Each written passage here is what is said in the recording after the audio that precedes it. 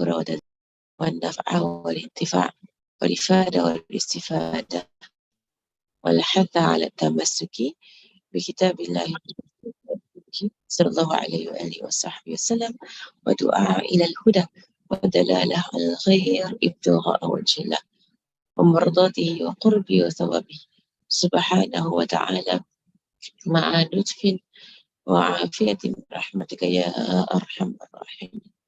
اللهم إنا نسألك علم لدني ومشرب الصوف الهاني يا وهاب يا غني. اللهم إنا نسألك علم لدني ومشرب الصوف الهاني يا وهاب يا غني. اللهم إنا نسألك علم لدني ومشرب الصوف الهاني يا وهاب يا غني. وصلى الله على سيدنا محمد وعلى آله وصحبه وسلم والحمد لله رب العالمين. آمين آمين يا رب العالمين. الحمد لله.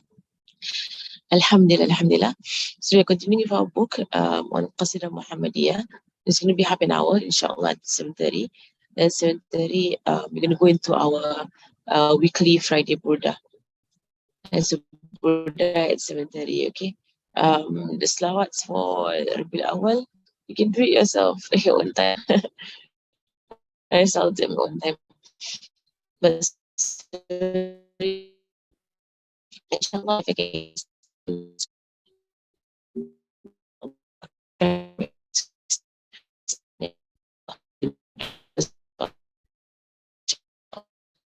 all right. So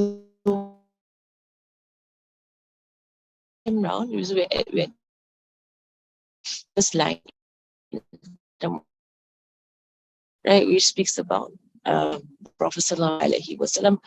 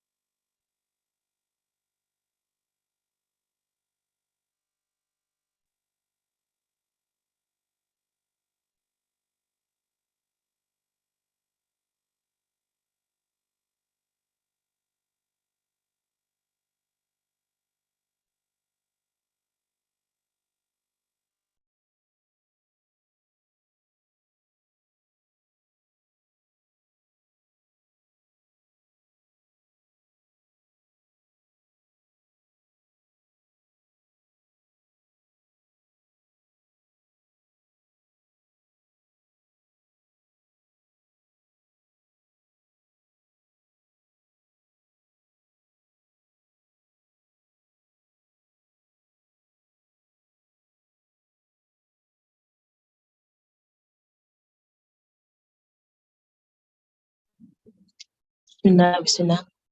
Zikri masna. Zikri the thing is the internet lah. The internet sometimes the internet makes my voice cut off.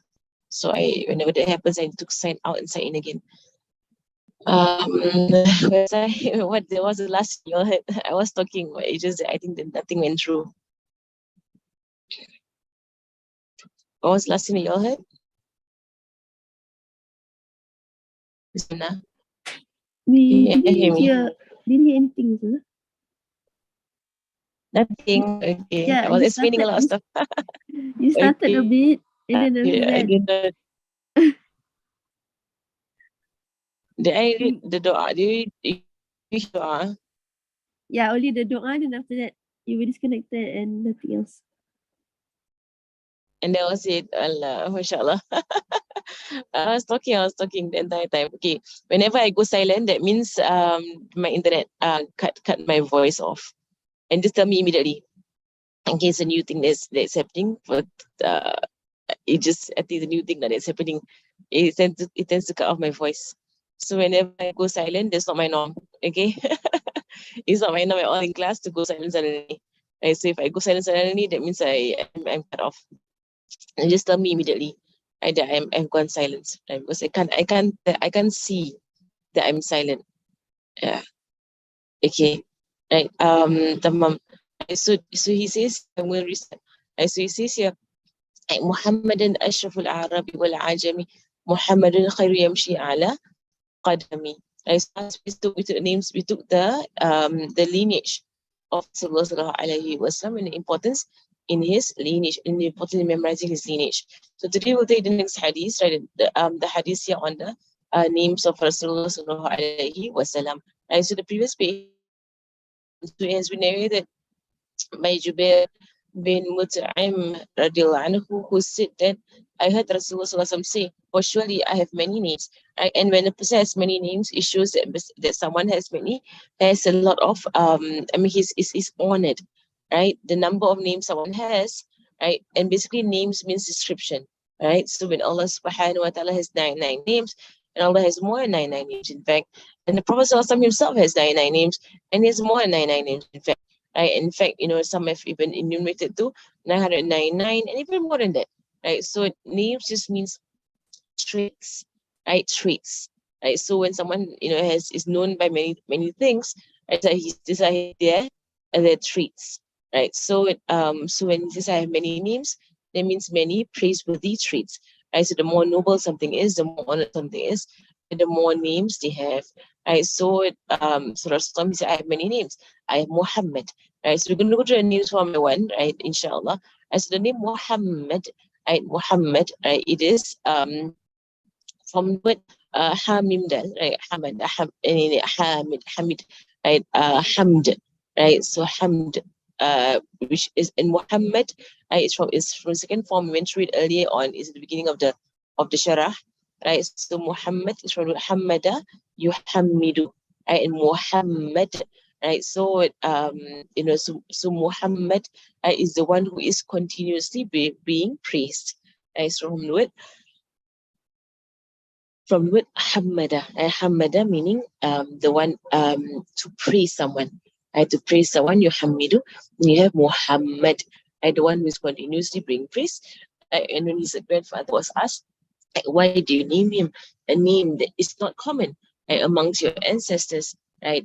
And that was a norm in that time, and also in our time that people tend to name their descendants by the names of their ancestors, right? So they might name, a new child, right, by the grandfather just passed away, for example, right? That is very normal amongst human society.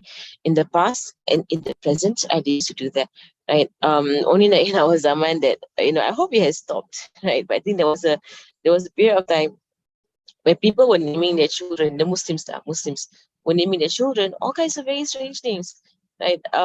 Fashion, I don't know whether it's called fashionable names or whatever it's called, right? But right? Try to keep the names that are that is that of the righteous, right? And you will see that this is the way of the righteous, that they name they name their children after the righteous. Right? So having good meanings is a good thing, yes. Right? But naming after the righteous, then you have encompassed the entire trait of the righteous person, and also that on a day of judgment, inshallah, the intention that they be raised with these righteous people. Right? And so, mashallah, when you think of names of people, I think of names that are of the righteous, like of the righteous. Right? That is the best names to name your children, names of the righteous. I mean, Allah subhanahu wa ta'ala, like the trend nowadays that has all kinds of interesting stuff in their names, or interesting, I don't know what it is, but just very interesting. Like, mashallah. Um, but keep to the names of righteous, and that is the best. The names of the righteous. Now, and the next name that he says, sallallahu alaihi wasallam, I am Ahmed. Ahmed.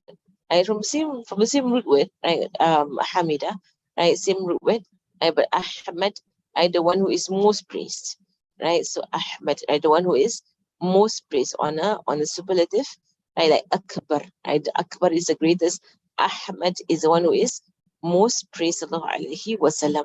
It is the Rasulullah sallallahu alaihi wasallam. He's known as Muhammad on earth,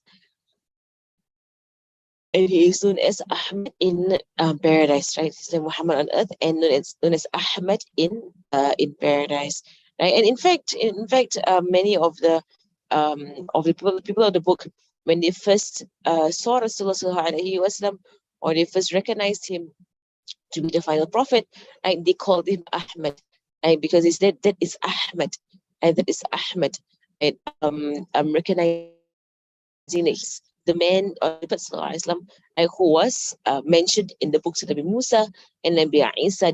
He was called Ahmed. He was known as Ahmed, right? Not Muhammad, and that is the name that is known in the books. And in fact, there is a hadith also that Dajjal will refer to Rasulullah Sallallahu as Ahmed, right? As well, right? So there is a hadith, right, whereby because Dajjal, okay, Dajjal, right, his forces will be on the earth for thousands of years, right? And we're very aware of that. Right? His forces are all around. We call them his khuddam, right? His khuddam meaning his servants, his slaves, the slaves of Dajjal. They're all around doing the work of Dajjal right now. Dajjal himself will only manifest on the earth in front of humanity for 40 days. Right? That's in the hadith. Right? So him himself, Dajjal himself, will only manifest on the earth for 40 days, and then he will be killed. Right? So in these 40 days, he will do all kinds of things, right? In this 40 days, so he's right, on earth, he'll do all kinds of things. And one of the things that he will do is that he will travel.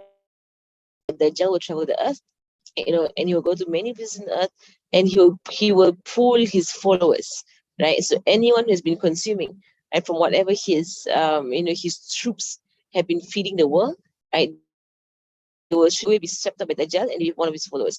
But he is unable to enter Mecca and Medina, right? So first for Medina, Dajjal will come up onto a mountain, right, in Medina, and he will outside of Medina, and he will look into Medina, all right. So from the top of this mountain, he will look into Medina.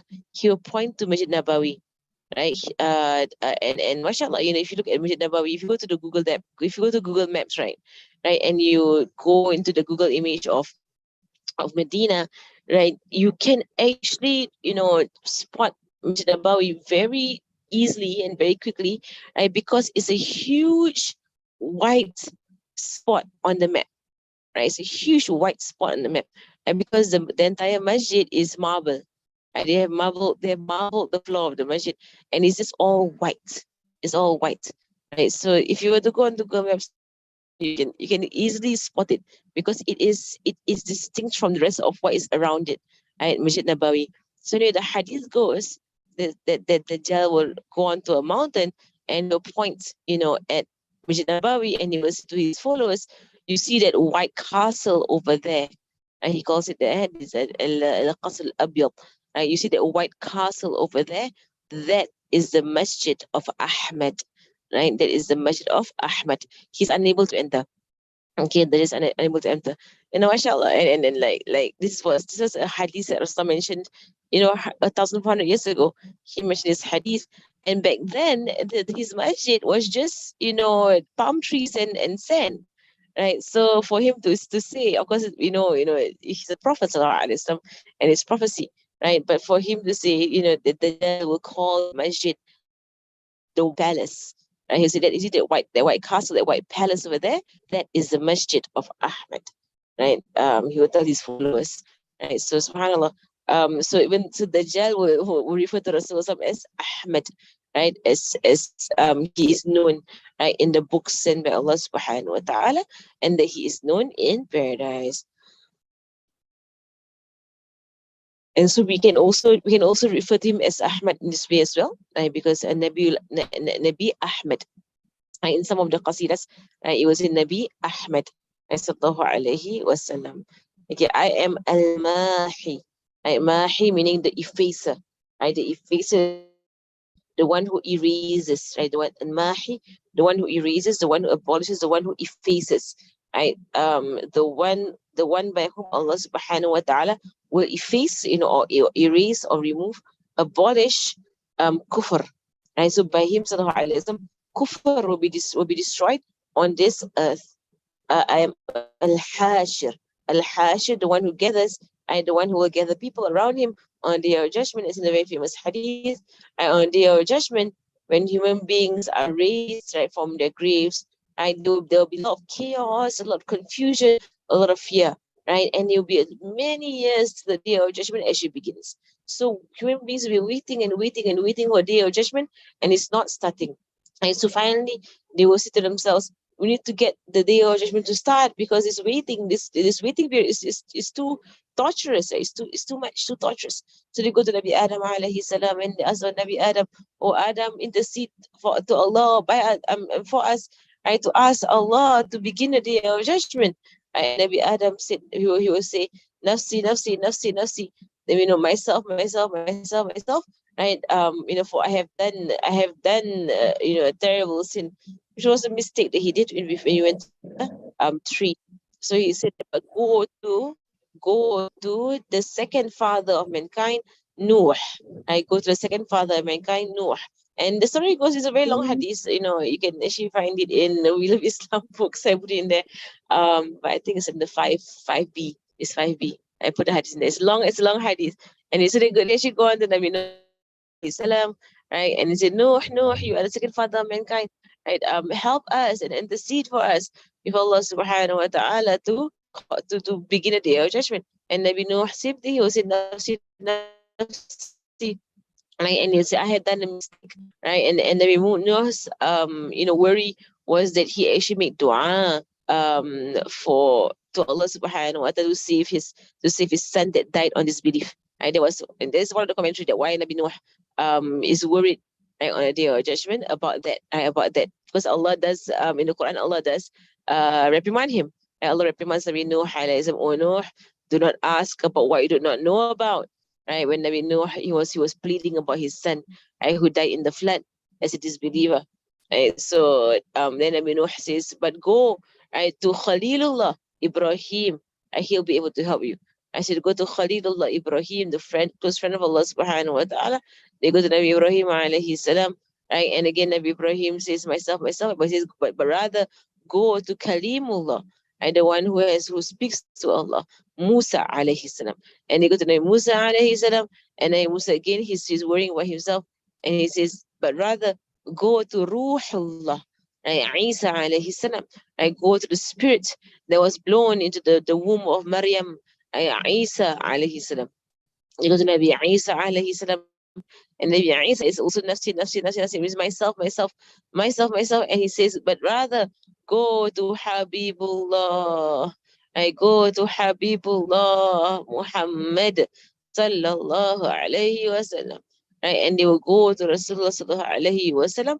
So while everybody, all the other prophets will say nafsi, nafsi, nafsi, nafsi, right? He will and they will also say lastu laha, lastu laha. That means I can't do it, I can't do it. And he said I can't. That means all of the prophets will say I can't intercede, I can't intercede. Right? Rasulullah sallallahu will say ana laha, ana laha. I meaning I will handle it, I will handle it. I can do it, I can do it. Right? So he said ana laha, ana laha. and then he will go into sujood, and he'll go into sujood, and he will praise Allah in a way that Allah will inspire him on that day of judgment. So he doesn't even know what he's going to say right now in this dunya, but he knows that on that day Allah will inspire him praises of Allah subhanahu wa ta'ala. He will say, until Allah will say to him, "O Muhammad, lift your head from the ground and ask, you will be given." Right? And so Rasulullah, right, he will ask he will ask for his ummah to be saved from the hellfire. And the hadith actually goes that he goes into prostration several times, right, until he ensures that the entire of his ummah is out of the hellfire and into paradise, or into paradise. Right? There is al-hashir. So it's called al-hashir because of that instance. Okay, tamam. Right, so I am al-hashir, the gatherer, right, because all of humanity. And the day of judgment is the day of judgment is the day of Ahmad. And the day of judgment is the day where Rasulullah sallallahu alaihi wasallam, right, will be exalted, and he will be, and his greatness will be shown to the whole world. And everybody will depend on him, the disbeliever, the believer, everybody. I will run after him, sallallahu alaihi wasallam, because they're so desperate and they need help. There's only one who can help him on the day of judgment by Allah's permission. Okay, then we have I am Al-Aqib. Al-Aqib, the last prophet, the last one to come. Right? He is the first one to be created, and he is the last one to manifest. Right? So the first one to be created by his light is the light of Rasulullah sallallahu alaihi wasallam. The last one to manifest by his body is the body, the physical body of Rasulullah sallallahu alaihi wasallam. Right? So after whom there will be no prophets. And there is our aqidah that is very clear, right, that we do not accept from anyone who says that they are a prophet after Rasulullah sallallahu alaihi wasallam. You know, until today there are people who claim to be prophets. I just found out. I was doing some research that day, doing all this research nowadays, like before, because of my degree, right? But I was, I didn't know people are claiming to be prophets till today. I just realized there are people who still do, right? Till this very day. I thought like maybe last time people were doing that. Maybe I'm just not reading up enough. Right, but there are people till today, and Muslims and non-Muslims, who are claiming to be prophets. Just claiming to be prophets. But I'm not sure what is their definition of prophets. But they will claim that they are prophets. Until today, right? And you can find their videos online. Right? The prophet so and so says what and what. They're not prophets at all, right? But they have their own website, they have their own YouTube page, they have their own, and they sit there and they do their prophet job. It's so laughable, but it's so sad, but it's so disturbing at the same time. And really, subhanallah, you can find it. It's on YouTube. I found a few prophets, fake lah, yeah, fake prophets, right? But I found a few fake prophets. You can find them, and they have a following. And that's the thing, they actually have following. But that's the thing. That is the prediction of Rasulullah himself, right? That fake prophets will manifest after his death, and they will increase in number, right? And the thing about it is that like I always thought this is something that will happen right after his death. So because in our history, yes, there were people, and a number of them, who claimed to be prophets right after the death of Rasulullah. But I didn't know it continued till today, right? But apparently it does. It has been continuing till today. Some random weird people, right? Allahu Alam, what give them the idea to be a prophet. Right? Or to claim to lie and to claim to be a prophet. La hawla wala quwwata illa billah. Right? But yes, you can actually find them. Right? I was so shocked when I was listening to some of the videos. It's such a joke. Like seriously, such a joke. And because Musailamah the liar, if you look into his story, like when he claimed to be a prophet, he was a joke in himself, like literally a joke.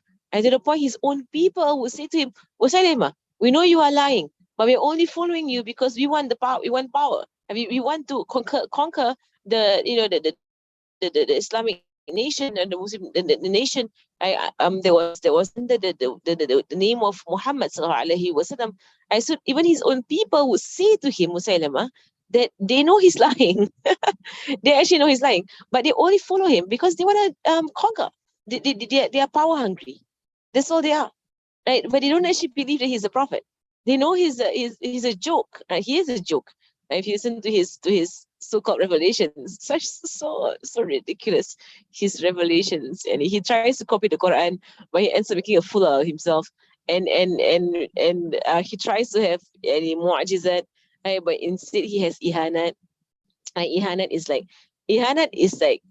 things that are not normal. I mean, they're abnormal events. But instead of raising a person's level and rank, it actually debases and humiliates a person. Right? Like someone says to Musaylima, Rasulullah sallallahu alaihi wasallam, Muhammad, right? He spat into a well, and the well was full of fresh, water that was flowing out. And so Musaylima was like, I can do that too. I'm a prophet, right? I don't know who he's trying to fool. He went to a well that has some water in there. It actually has some water in there, and he spat into it, and the water went to the earth. The well went completely dry, so dry, right? And then it's called ihanat, right? It is something that is khariq al-adat, right? It is something that is not normal, right? But it is not a nobility, but it's a humiliation, right? Like the one of the men came to Musaylima and said, Musaylima, Muhammad, he during a battle, he took the eye of his Sahaba, right, and he put it back into the socket.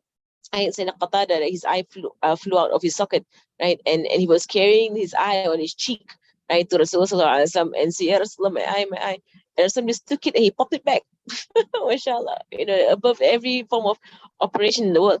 And he just popped it back into the socket. And then the man who was like, partially blind, it was partially blind, right? So to my Salima, if you're already a prophet, then cure me. And Musaylima wiped over the eyes of this person, he became completely blind. Subhanallah. And it's called Ihanat, because it's called Ihanat.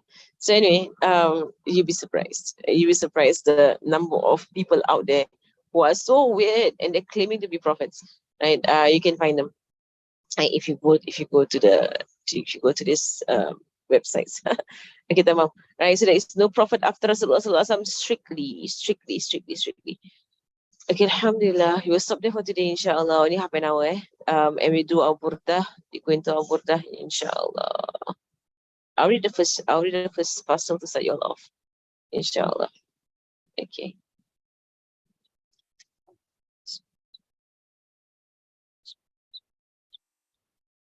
Allahumma.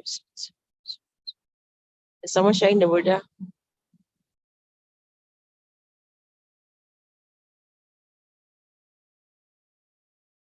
Oh, nobody can share screen. Okay.